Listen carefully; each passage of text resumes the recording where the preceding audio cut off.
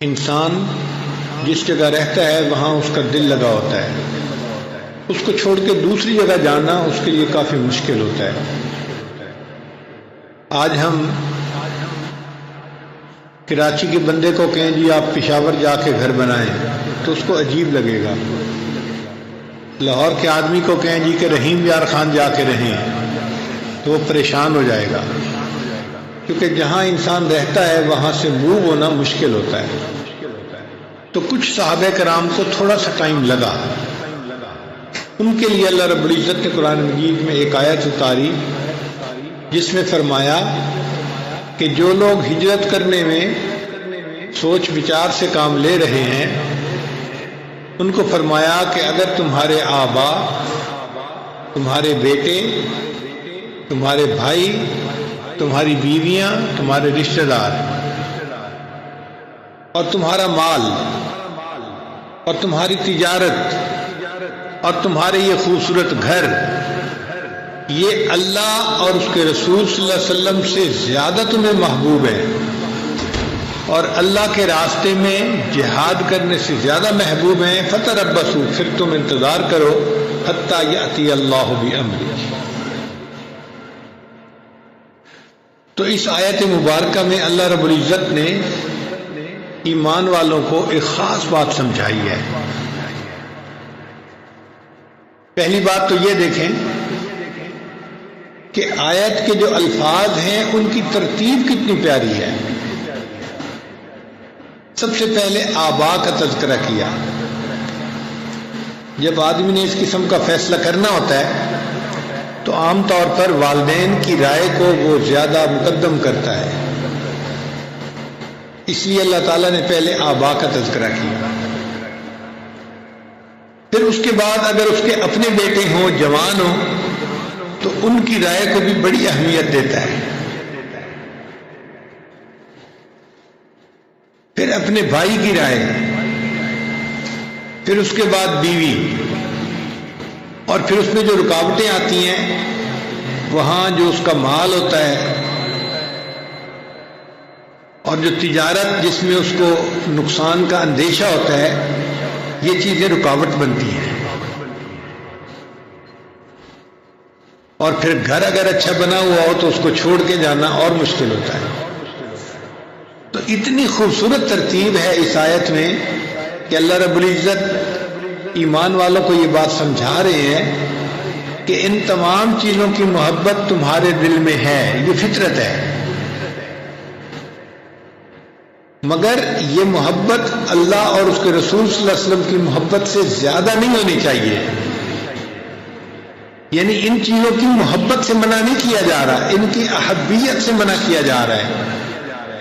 مقصد یہ بتانا تھا کہ یہ چیزیں دائرہ شریعت کے اندر جائز ہیں، لیکن اگر یہ اللہ اور اس کے رسول صلی اللہ علیہ وسلم کی محبت سے بڑھ جائیں گی اور راستے کی رکاوٹ بن جائیں گی تو ایمان والو تم اس راستے کی رکاوٹ کے اوپر پاؤں رکھ کے آگے گزر جاؤ، تمہاری منزل کچھ اور ہے۔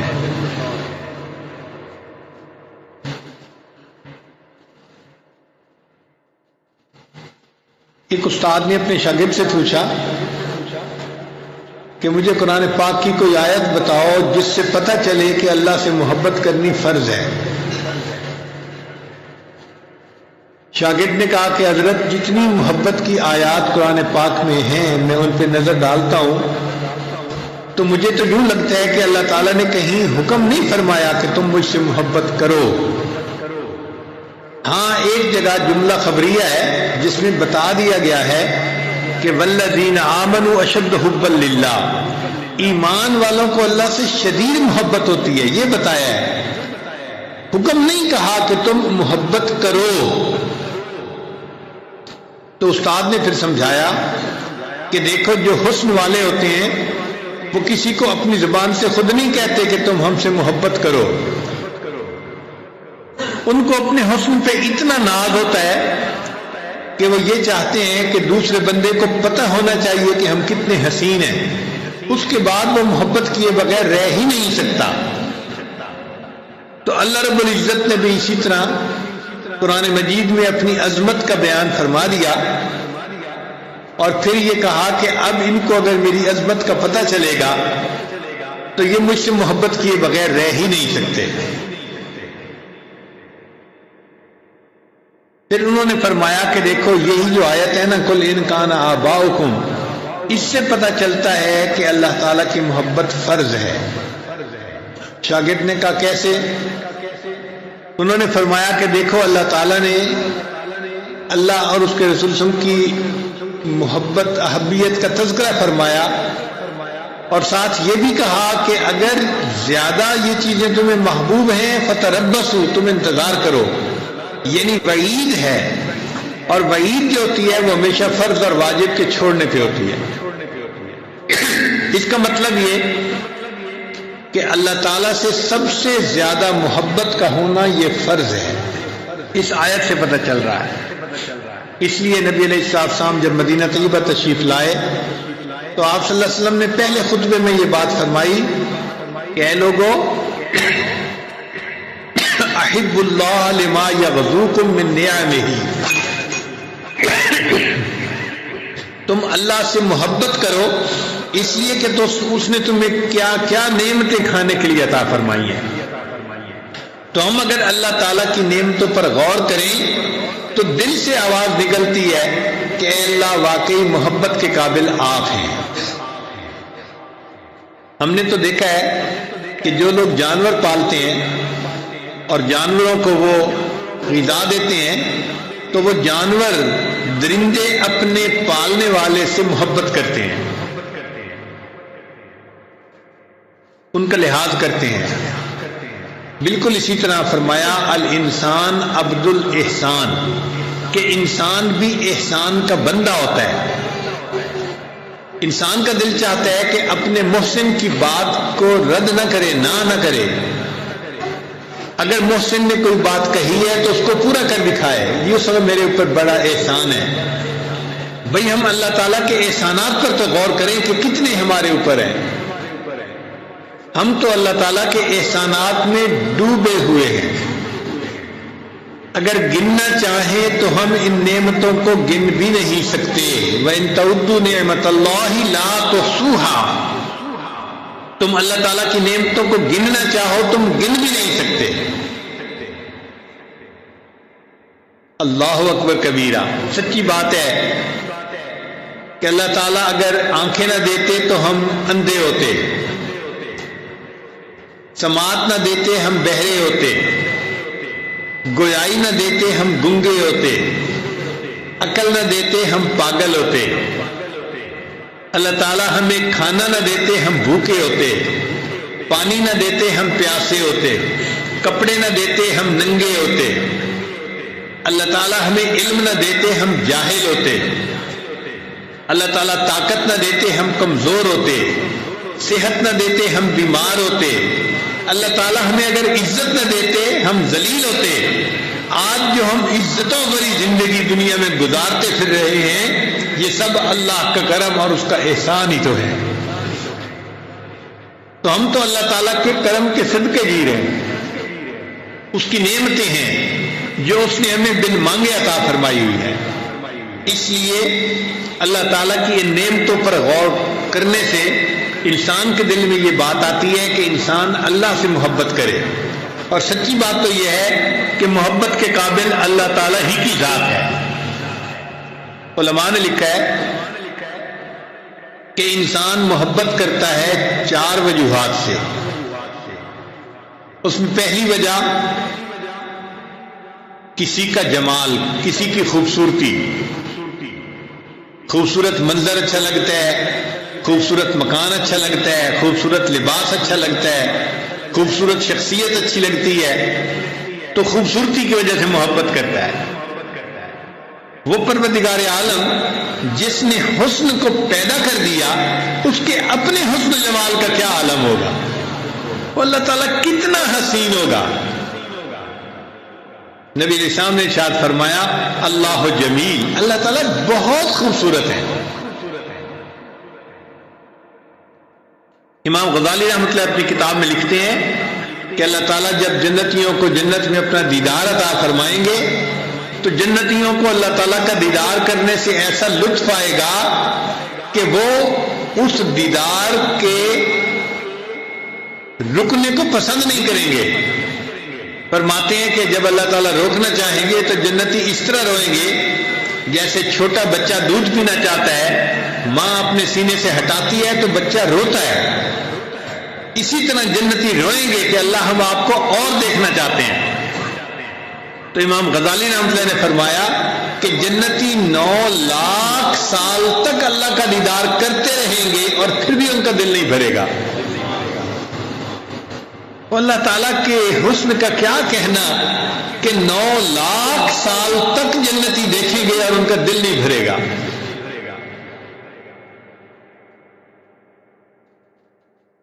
تو اگر جمال کے نقطۂ نظر سے دیکھنا ہے تو بھی اللہ تعالیٰ ہی کو یہ بات سجتی ہے کہ انسان اللہ سے محبت کرے.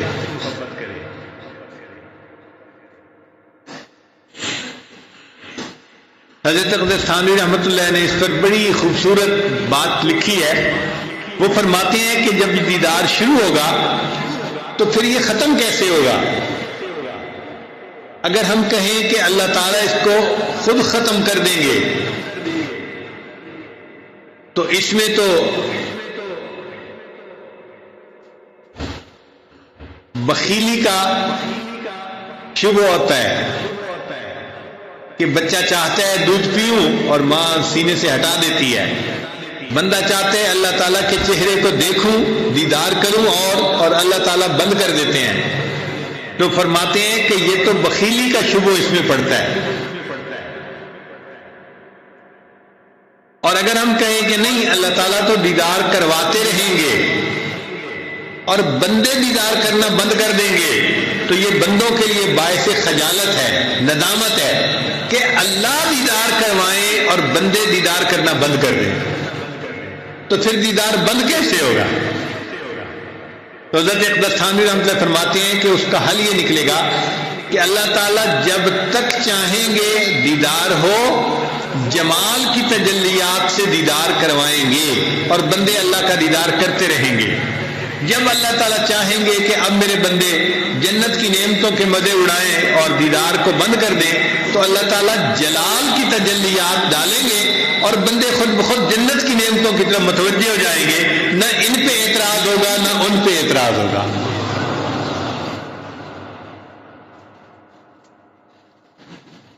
دوسری چیز ہوتی ہے محبت کی، وہ ہوتا ہے کسی کا فضل و کمال. انسان کمال کی وجہ سے محبت کرتا ہے. جو استاد قابل ہوں ان سے زیادہ محبت ہوتی ہے. دنیا میں تو ہم نے دیکھا کہ کھلاڑیوں سے لوگ محبت کرتے ہیں کیونکہ انہوں نے اپنے کھیل میں کمال پیدا کیا ہوتا ہے.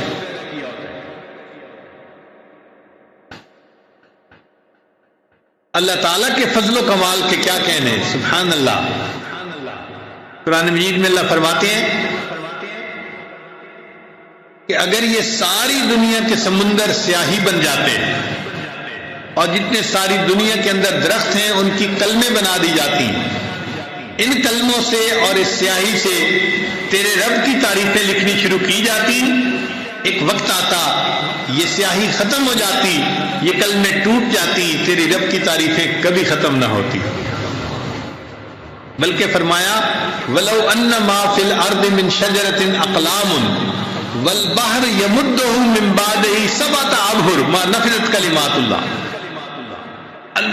دنیا کے اندر سمندر ہیں، 7 سمندر ایسے اور بھی ہوتے اور ان سے اللہ کی تعریفیں لکھنی شروع کی جاتی، یہ سیاہی بھی خشک ہو جاتی، کلمیں بھی ٹوٹ جاتی، اللہ تعالیٰ کی تعریفیں کبھی ختم نہ ہوتی. تو جس پروردگار کی تعریفوں کا یہ حال ہے، کمالات کا یہ حال ہے، اسی کو یہ بات سجتی ہے کہ بندہ اس سے محبت کرے. اور تیسری چیز ہوتی ہے کہ کسی کا مال و منال. لوگ مال کی وجہ سے بھی محبت کرتے ہیں. جو مال والے ہوتے ہیں ان کے ساتھ اپنا تعلق جتاتے ہیں، جی میرا تو فلاں کے ساتھ بھی تعلق ہے، میرا ان سے بھی رشتہ داری نکلتی ہے. تو اللہ تعالیٰ کے مال و منال کا کیا کہنا، اس کے ہاتھ میں تو کائنات کے سب خزانوں کی کنجیاں ہیں. وَلِلَّهِ خَزَائِنُ السَّمَاوَاتِ وَالْأَرْضِ. آسمان اور زمین کے سب خزانے اللہ کے پاس ہیں، اللہ ان کا مالک ہے۔